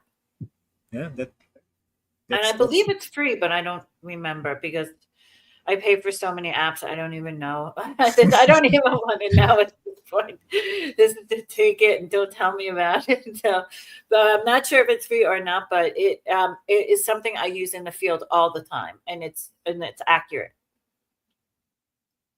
yeah, that's a great tool. Yes, excellent tool. And do you know anything about the Mammoth Cave? Weren't there found also those redhead giants? Wasn't in Mammoth Yes. Cave? Well, I don't know if it was was it Mammoth? I know in Nevada It was actually in the New York Post recently. I have that on my X account. Recently, was posted in New York Post about the Lovelock Giants. Exactly. And yes, and and it was in the New York Post, and that's kind of why I posted the article from Esquire today too, which actually X gave me a very hard time. They would not let me share the article from Esquire, so I posted that in the Post too. They kept putting it in draft, putting it in draft, putting it in draft, would not let me post it. Somehow Facebook let me post it, but that's another strange thing. Why aren't you? This is Esquire magazine. I mean, it's not something strange, but nonetheless. So that was about the Giants. The New York Post was the first article. That was a couple of months ago. Then a couple of weeks ago, I forget which newspaper. I think it might have been the Post again, but I posted on my X as well. Posted about how this Roman grave was found, and the person in it must have been a giant because they found giant shoes. So they talk on and on about the giant accoutrements of this alleged giant. So that's another that mainstream legacy media again talking about giants. And now this whole thing in Esquire magazine about the Smithsonian, how this congressman believes that there are giant bones at the Smithsonian. So to me, it's like drip, drip, drip. It's like this slow disclosure, this soft disclosure about the giants, because I've never seen so much legacy media broadcasting or writing about the giants at all ever. And since I've been studying the giants, and now it's almost 20 years. I'm not trying to be negative, but there's a lot of hype about UAPs and UFOs for 60 years, right? With ups and downs, and the result is just the same. Right. So, Right. Yeah, we needed to sort of that with this. so Me I and hope Nick it's were not the talking same. about. Me and Nick were talking about the perfect ending to this whole thing, where they pull out the Ark of the Covenant and then they aim it at the UFOs that are coming to destroy Earth, and then they blast it. That's the perfect ending for what we're going through. Total Oh, yeah, I insanity. think what we're saying it was the covenant that the Knights Templar found too, right? Right. That they're claiming that they found. Yeah. They're gonna save us. They're gonna blast UFOs out of the sky. Yeah, but that Lovelock story, if I recall correctly, the population of the time, because they were cannibals, managed to gather the few survivors into a cave, blocked the cave, and then made a fire and killed them inside. Yes. Is that it, right? That's how I Yes. recall it. And still they found bones in there. So they found archaeological remains, so skeletal remains, and also artifacts. So it was interesting why all of a sudden, out of nowhere, the New York Post is writing about the Lovelock Cave, and scientists still baffled by giant bones found in cave in Nevada. I think that was kind of paraphrasing the headline. And I just thought it was so strange and out of nowhere that this was posted. And same with this Roman giant skeleton unearthed with giant shoes, and that he must have been a giant. And now this congressman talking about giants.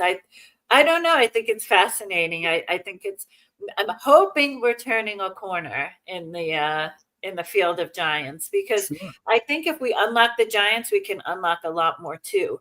And don't forget, with the UAP phenomenon, quote unquote, the giants are attributed a lot to extraterrestrial interactions. A lot of times people say they saw giants coming from a UFO, or the people were giants, and they were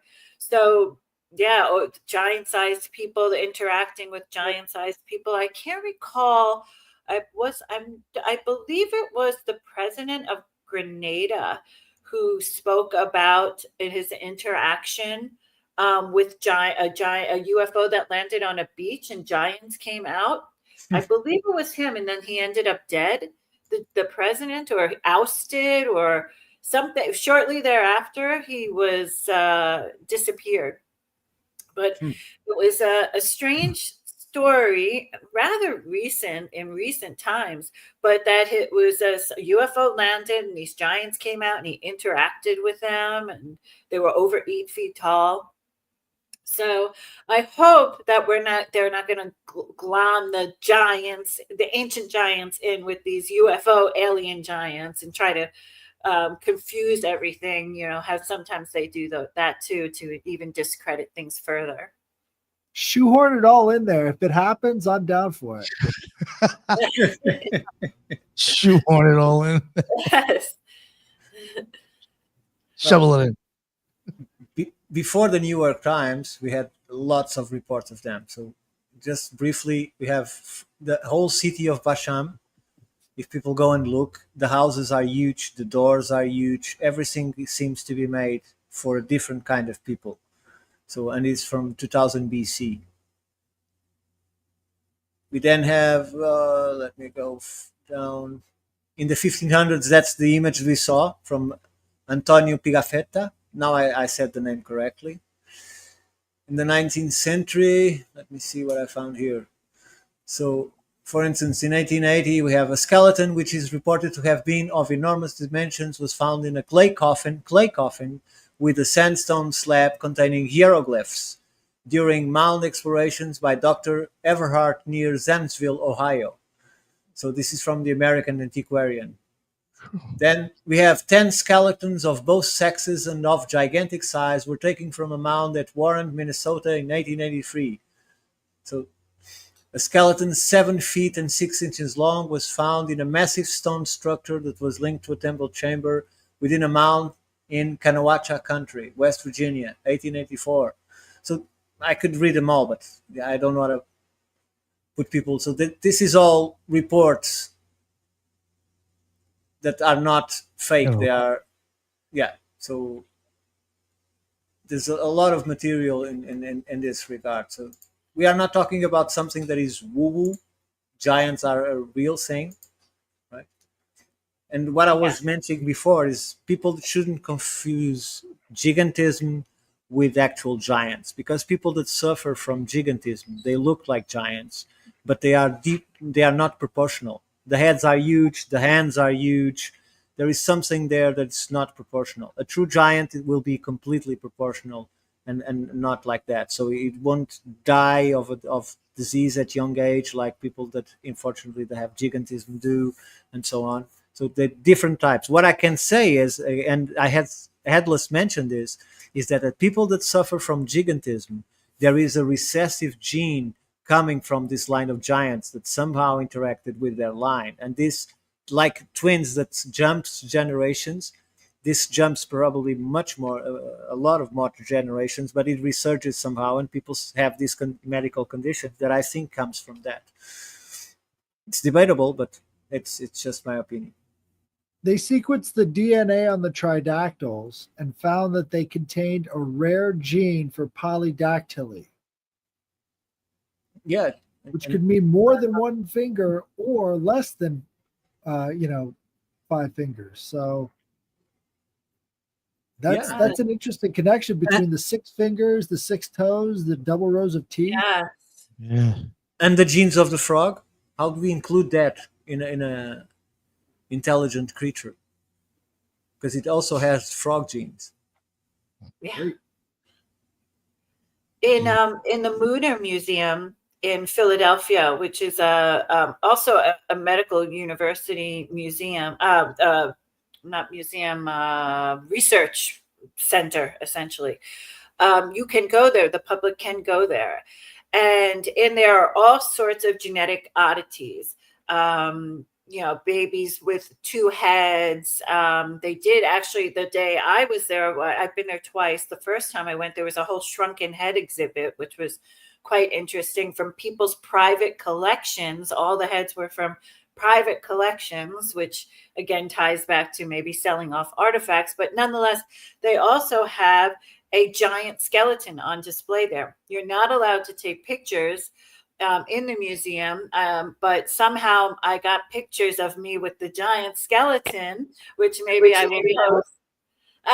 But this skeleton clearly has acromegaly, because they're not. It's not proportionate. It has a hunt back, and the arms are longer. They're not the right proportion. And you can tell right away that it was very, very large skeleton. I believe it's almost 9 feet tall, but you can tell that it definitely is not the same as the giants, who were very well proportioned. And in all the reports, including the reports here in Aruba of people unearthing their giants, or Vespucci, for example, coming across the real live giants in the late 1400s, they talk about the proportions of the giants and how proportionate they were. Well proportioned is always an adjective that goes along with the giants when their remains are found or they're interacted with, in the case of Vespucci. So yeah, you can definitely tell right away the difference between someone suffering from acromegaly and then someone who is actually genetically a giant. Exactly. In terms of, and I think Headless will be much better than me in this. According to religious records, this is what is. I hope it's on screen. It's the. Oh, okay. Sorry. There we go. It's the. The Nephilim. Yeah. So that's how it spreads, according to them. Well, it's kind of interesting because they had different names for them before and after the flood. So before the flood, they were called Nephilim, and then after the flood, they were called Raphaim. And you've got a lot of these mounds over in Israel that are attributed to Og, King Og, one of these giants. And Og then and there's Magog. right. Well, they called them King Og, but it's Gog and Magog. But King Og was supposedly a giant that was a Phoenician in this land. And again, there's this huge Phoenician connection to the New World that is, it's hard to ignore how much the Bible talks about giants associated with the Canaanites and Phoenicians, and also how much the Canaanites and Phoenicians influenced the New World. There's that crossover there too. Exactly. That's well spotted. Where is this, Ricardo? Where is this this from? What you've posted here? I mean, what you have up here? Oh, it's from my records. So. Oh wow, it's very Yeah. interesting. Yeah. This is very incomplete because this is just a biblical perspective, right? Right. So it's just put in a way that is simple to understand. Yeah. Very interesting. Yes, sir. Is there anything else you wanted to bring up, Heather? Or any questions anybody had? Excuse me. I wanted to just bring up that I'm still doing tours of the giants here in Aruba. If anyone is in Aruba and is interested, and I'm in talks now with a major tour company here in Aruba who will hopefully be promoting my tours.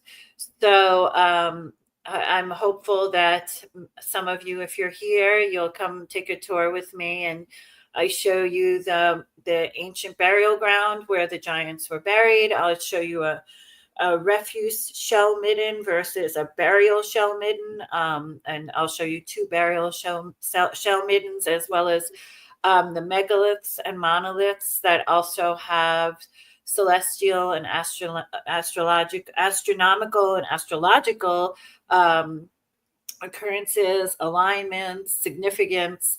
It's a great tour, and I'm adding more and more to it every day, and it can be altered to do. If you're into hiking, I can do a hike, include a hike with it.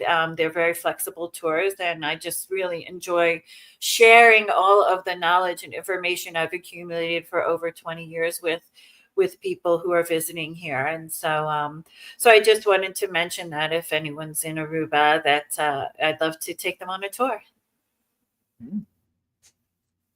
That sounds great. All right, thank you. Headless or Jen or Ricardo, did you have anything you wanted to add or ask?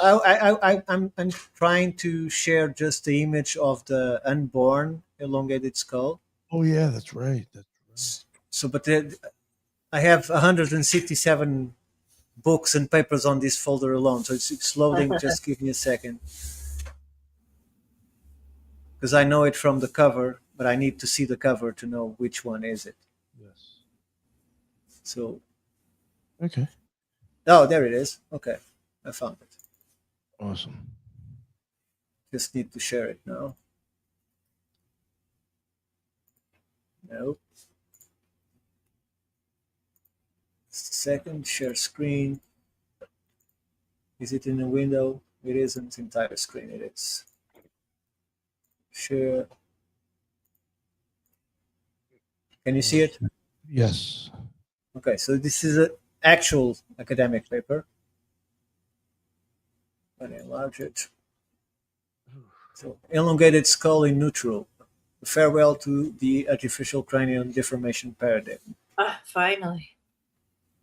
So it had to be a Russian, but so this is from the Morton collection, and this is the skull number, for you to get an idea how many skulls of this there are. This is skull 496 of this shit. collection. Okay, so this is how it looks.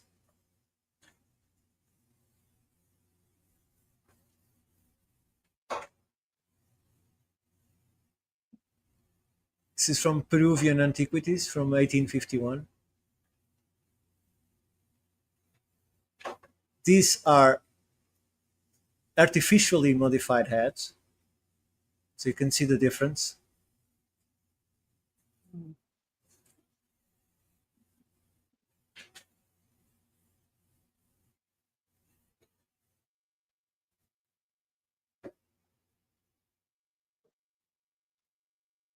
I think it's very clear when it's made by pressing wood planks on the brain, or even bind it as they do in Africa from very tender age. You can see the difference in the skull. So you cannot obtain this length by putting plates on the skull, because you don't grow bone. You just The deform the bone. The spine hooks up to the skull in a different place. Completely different. Yes. And same Right. same occurrence is here with the giants here too.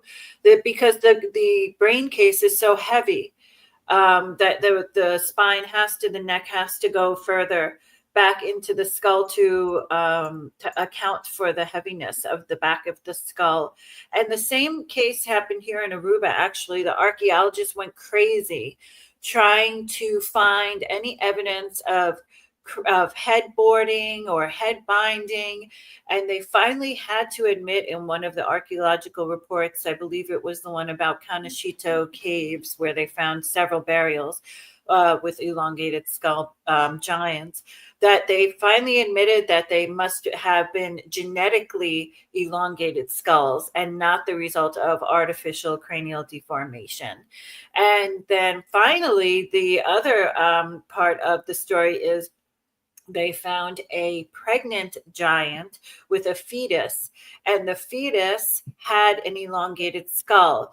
So that was the nail in the coffin against artificial cranial deformation, because in a child, a baby, if you're going to artificially deform their skull to be elongated, it will take 6 months for that skull to be elongated, to start to show the signs of elongation. So since the fetus had an elongated skull, it was evident that they were genetically inclined to have elongated skulls.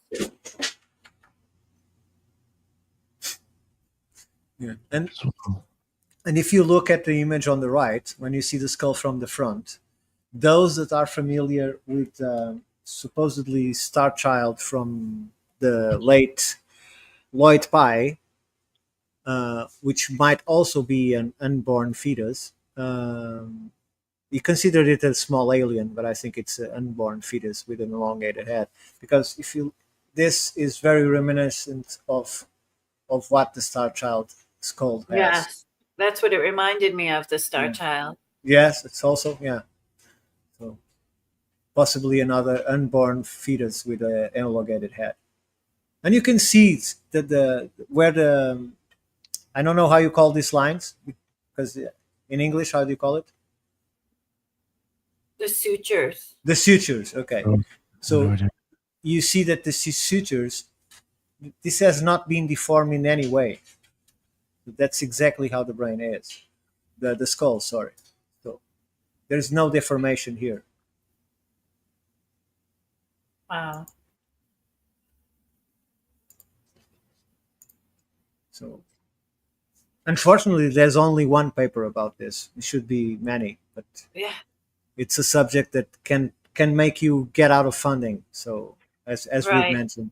So The one I mentioned her briefly, the head of the Tropical Museum in Amsterdam, who came over to Curacao to investigate the two giant skulls that were unearthed from Aruba. She wrote an archaeological report, which I have. Thank goodness, it took me years to get a hold of. She mentioned that the next step should be some sort of carbon-14 dating. At the time, of course, they didn't have DNA analysis. And so she went on a plane because she was an expert in elongated skulls. And she was going down to Peru to do further research on elongated skulls. And so her last recommendation on the paper is to try to do some dating on the skulls. And then she gets on a plane to go to South America, and the plane crashes and she dies. So I just think it's kind of, I don't know. I always thought it was so strange. Here is this woman has a very prominent job, and she was the only person of her authority and of her stature as being an anthropologist who was willing to come and investigate the skulls. And soon after her investigation, she dies in a plane crash. So I always thought that was kind of interesting because it's similar to funding being pulled and this whole kind of, maybe this was just an accident, and it probably was, but Heather, I think people already know that I usually say this: coincidence takes planning. all right. So, yeah, there's no conspiracies, and there's no coincidence. exactly. So, Yes, I agree. All right. Well, I think maybe we'll just wrap it up here. You guys don't mind? Does anybody got something else to say? Yeah, Speak it now. was awesome. Yeah, no, that was great stuff. Thank you, both of you. Yeah, before we wrap it up, I'll let everybody plug their own work again. Headless, my man, please remind everybody about this email too. You got it. Yeah, this was a mind-blowing episode. I love talking about the Giants. We're so close. We can get it over the finish line, I think. So, people know about this stuff. It's right in front of their faces, how much longer can we just keep denying this stuff? But anyways, you can reach me at the Headless Giant Podcast at gmail.com if you've got any strange paranormal or spooky dream stories. So send them there, and I'll do it on Thursdays. So check that show out as well. Thank you. Yeah, thank you, sir. And Jin the Ninja. Thank you, boss. And thank you so much, Heather. It was really great to hear this. And also Ricardo Headless. And I learned a lot. So this was more of a Jin sitting back and learning, but it's that's cool. Expand your mind. Everything's speculative, all reality. So I can hang. So if you want to follow me, I'm at Wukong Reborn, WUKONG Reborn. My show Threshold Saints on Spotify, Apple, all podcast providers. The Gray Lodge on X. Obviously, shout out to the branch, Joshua, who was in the chat, as well as Joseph. Both of them are co-hosts in the Gray Lodge, and also Brother Dingbat. So thank you guys. And also, if you're interested, check us out. Friday Night Live. Thank you. Oh yeah. I think we might possibly be having the branch join us in the next Kabbalah episode too. So something, right? Isn't that what you're saying, Jim? I would like, yeah. I told him please come, and I obviously asked Nick for for the boss. I had to ask the boss, but yeah, hopefully we'll set that up, and if not, we'll have him come on an episode really soon. Yes. And hopefully we'll be also having Matt. So yeah, definitely check out the Kabbalah hopefully within the next few weeks. I think I was trying to set a date with Jen, and we'll probably go live with that one again or something. I don't know. We'll see. But yeah, definitely looking forward to that. And thank you, Jen. And Ricardo, sir. So very quickly, Ricardo Calvary with X, Institute for Natural Philosophy .org, UU Universe Unveiled podcast you can find on X and on YouTube, and my books, The Resonant Earth and Stardust, that you can find at Amazon. I think that's it. Thank you, Nick, and thank you, Heather, for all of this.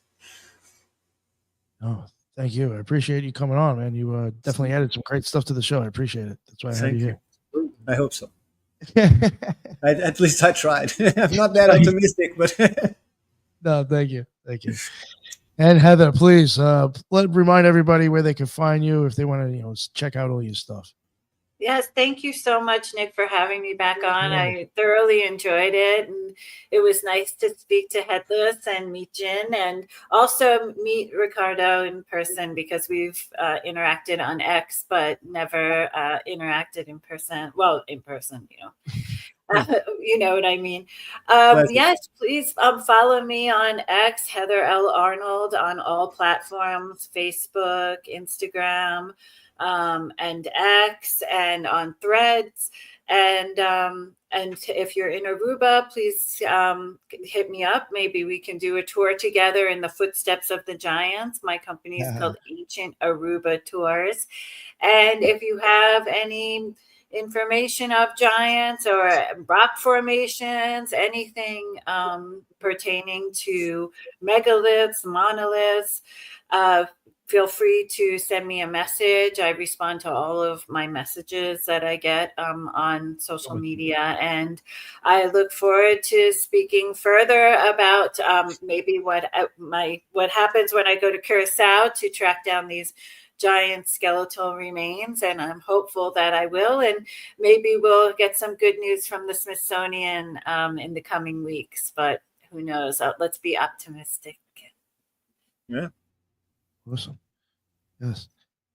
Well, thank you very much, Heather. That was an awesome show. I mean, I already knew it was going to be, but that was great. So thank you very much. And again, Ricardo, I really appreciate it. And Jen and Headless for making the time to jump on and everything. And I appreciate everybody in the chat. That is what's up. There was a lot of great stuff in there. A lot of you's here. I appreciate it. And that's why we go live. And until the next one, everybody be well.